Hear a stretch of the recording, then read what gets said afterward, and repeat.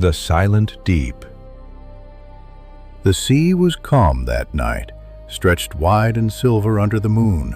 The Marlin, a fishing trawler with 6 men aboard, drifted farther from the coast than usual. They had followed a trail of fish deeper into the black waters, where no lights from the shore could be seen. Around midnight, the sonar picked up something massive below, too big to be a shoal, too slow to be a whale. It lingered just beneath the boat, circling. The men laughed nervously, convincing themselves it was just a current or a glitch. Then the sound began. At first it was a low vibration that rattled the metal hull, like a groan from the deep. But it grew sharper, almost like a voice, long drawn-out wails that made the men's skin prickle.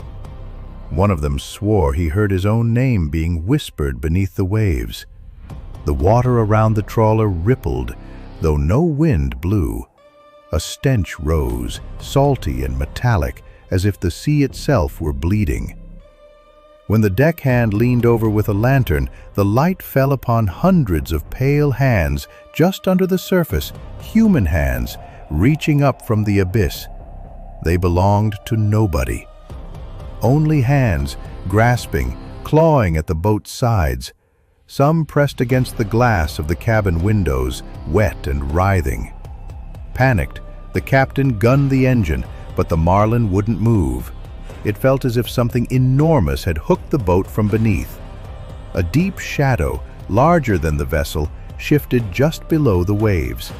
The cries grew louder, the men covered their ears, but the voices pushed straight into their minds. They weren't random wails. They were pleading and begging to be pulled up, and begging not to be left below.